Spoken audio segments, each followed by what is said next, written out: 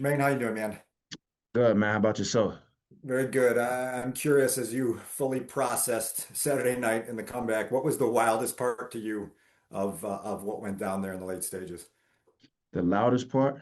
The wildest, the wildest, I'm sorry, you said loudest or wildest? wildest, just the Oh, craziest wildest. part. Gotcha. My Yeah, bad, man. I'm sorry. It's hard to hear in here. all good. Um, Honestly, man, I think the wildest part was the catch. You know what I mean? Like that very last play.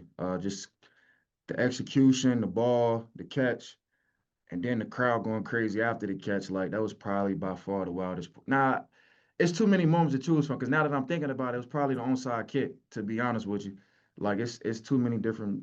You know what I mean? Good plays to choose from. But if I really got to think about it, I think the onside kick just going through the like just on the sideline watching it like, man, come on, let's go get it.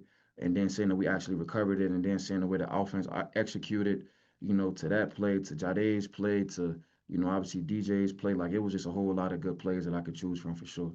It's obviously not a one-off. So what's your interpretation of this team's ability to kind of handle those against all odds situations that you guys have been in?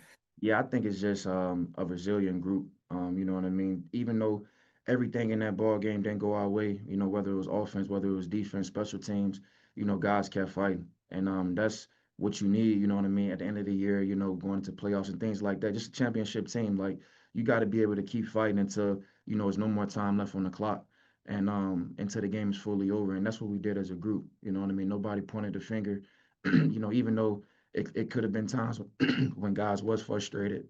Excuse me, I'm sorry. Guys just kept fighting, and you know what I mean. Even in halftime in the locker room, just seeing the energy everybody had, the belief everybody had to go out there and finish the game off strong. It was definitely good to see. Bo,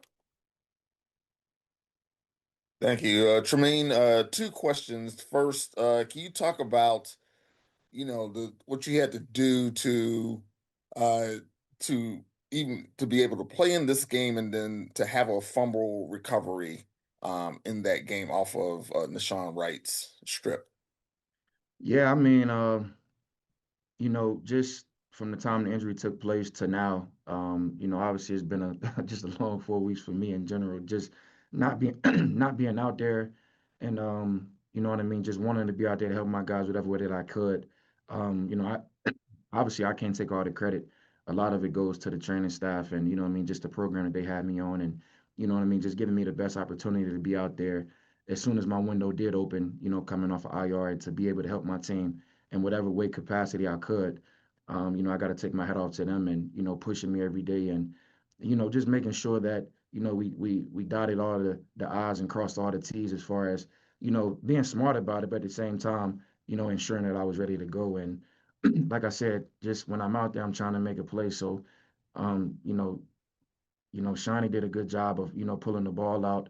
I was in the area and was able to find a way to come up with it. But as far as the recovery part, like I said, I can't take all the credit. Obviously just, trusting the plan, trusting the process, and just trying to be ready whenever I could. And then the second question, obviously you've been in the playoffs before, but what does it mean, given the Bears organization's, recent history, just to be able to be back in the playoffs with them? Yeah, I think it means a lot.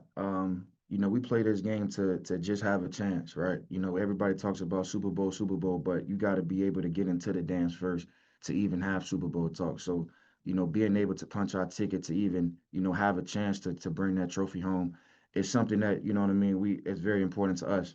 But, even with that talk, don't get me wrong, it's a great accomplishment, but at the same time, we have two important games coming up that could really shape out, how that'll even go in general. So I think our main focus is on one, this week and then, taking it 1 week at a time because these are some important games, even though that we already clinched that, but it's bigger things that we're trying to do.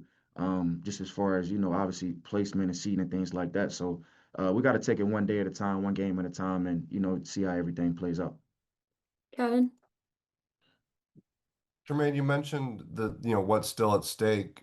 Having played in home playoff games in an environment like Buffalo, can you kind of maybe even tell some of the younger guys like how much that matters? I know you don't want to look ahead of the playoffs, but you're trying to go 1-0 every week. Is that something like that you can tell guys that is worth playing for to get that home field playoff game? Yeah, for sure. I think the easiest thing for me, even communicating that, is telling guys like, hey, you remember how, that Green Bay game felt, right? You know what I mean? And I think guys learn off experience, even though I can go tell them like this is my experience, which I will.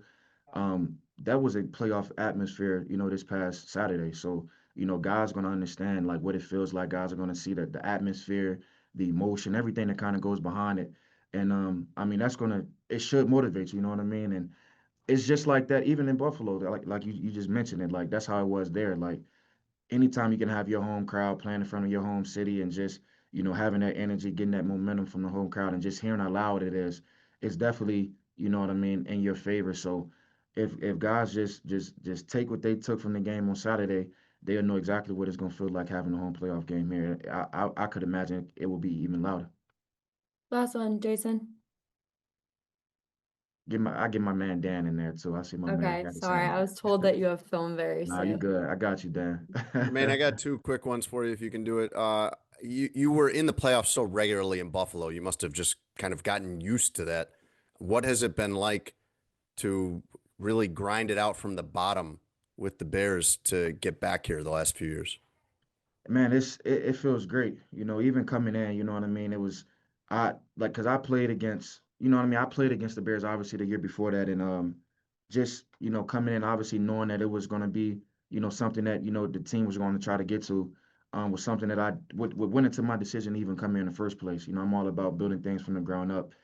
Even when I think about like my experience in Buffalo was kind of similar to that. They went to the playoffs prior to me getting there, but it was still kind of something new as far as Josh coming in, as far as me coming in, different other guys. I'm not making it about myself. I'm just saying in general, as far as building something up. And even like now, just being able to build stuff up, obviously our past 2 years wasn't to our standard and our favor, but we're not looking in the past, looking at now and just being able to go through how this feels now and, just having the energy and the belief. I think that's the main thing, not even thinking about the playoffs and stuff. It's about the belief to win each week. And I think that's been the whole model, like from the very first game. Obviously, that game didn't go the way we wanted to. The second game didn't go the way that we wanted to, but we still believed. We still believed, and now we got the players, we got the team, we got the coaching staff, we got the support, and everybody in the building believed like we could do this. And the job is not done. You know what I mean? And we still got our heads down and still believing. You know what I mean? That we can, go as far as we want to, but we got to take it one day at a time. We can't look too far ahead, and we can't, you know, lose track of what's in stake, and that's the next game. You know what I mean? The next game is the most important game for us. So everything is being poured into this week to make sure that we come out 1-0. You guys also, as a defense, have been up and down all year as far as who you've had in the lineup and not. This is probably as close as you could get to having it intact. What do you think you guys can do now that you've got mostly everybody back?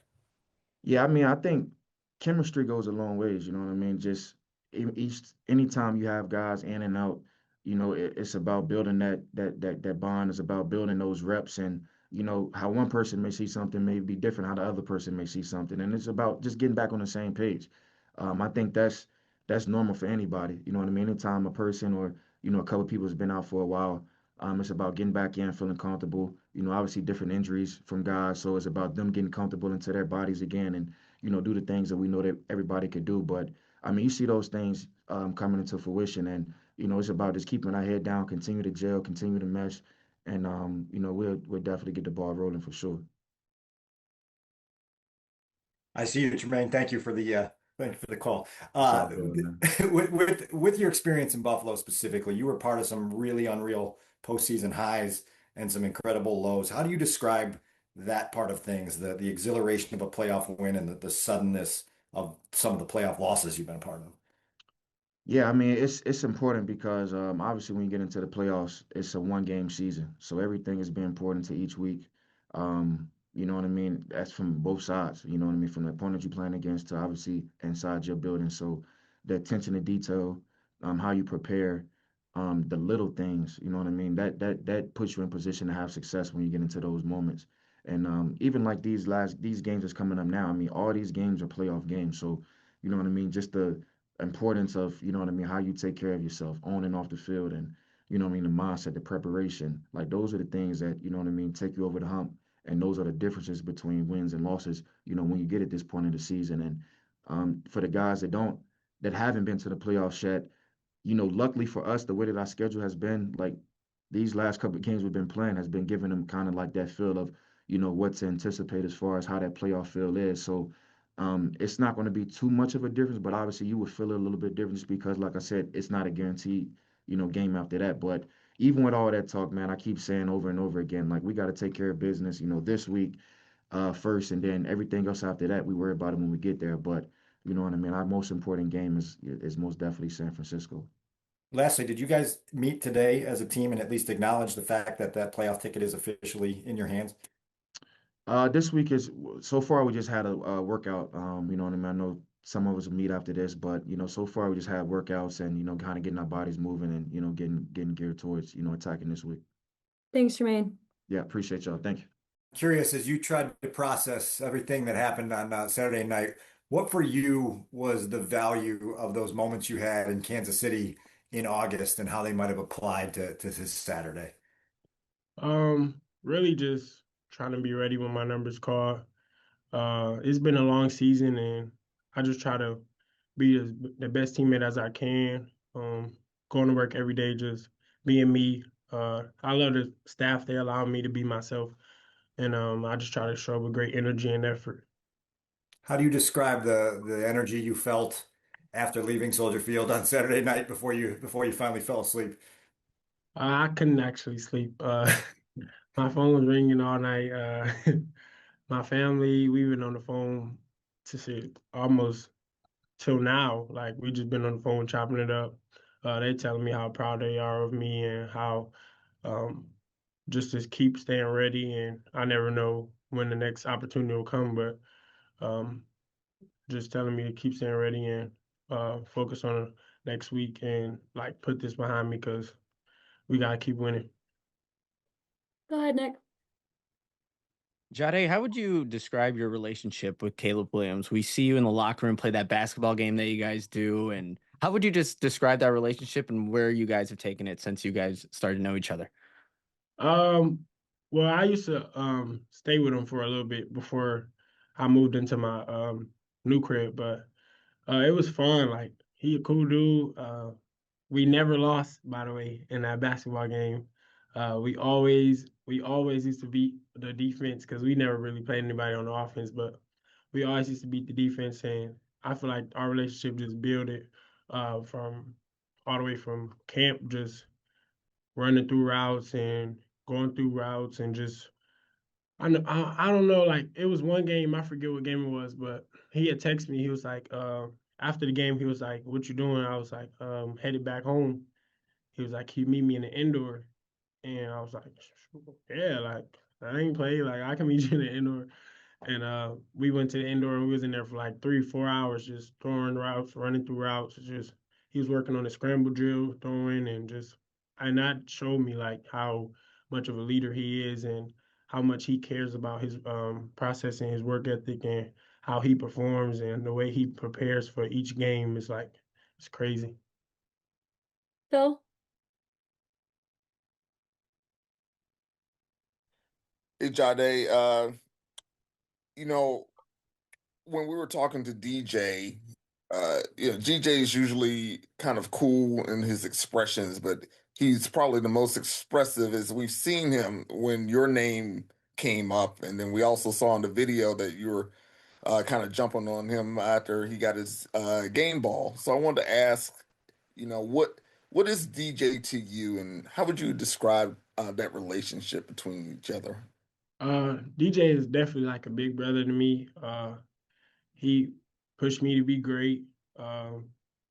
He's great work. He worked hard. Like I just see him every day. Like, and there was a crazy stat that coach said he like missed one game in 7 years or something crazy like that. I'm like, this dude, like, is he immortal? Like, dang, like he never injured. Like I seen him battle through so many injuries and just keep working and working and working and just I try to like I try to put that in my game to like work through all the pain and all the stuff because at the end of the day, like y'all seeing how much stuff like he been doing and y'all don't see it like a lot of stuff that he go through like pain wise, but I see it like from behind the scenes, and it's crazy. Like I don't know how he gets up and walks every day. Like he be hurting for real, but my relationship with him is like real good because I mean he had me doing all this like rookie stuff in camp, and that's our relationship growing for real. I had to bring him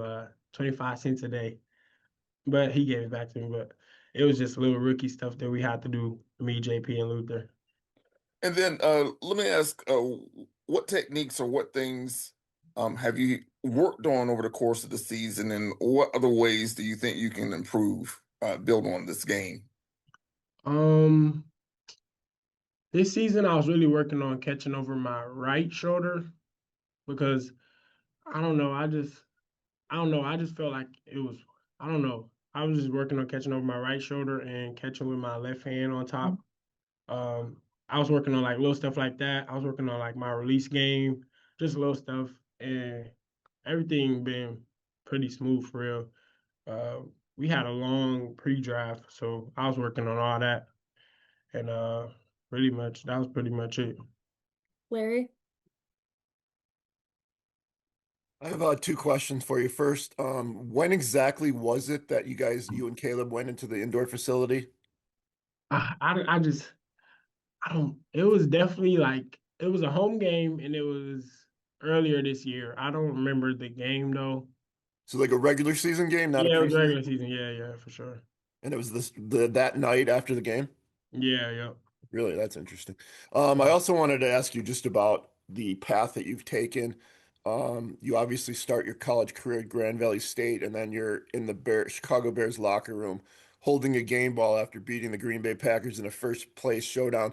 Have you taken a minute to step back and think about just this incredible journey that you've been on? Uh, I actually took a step back like before.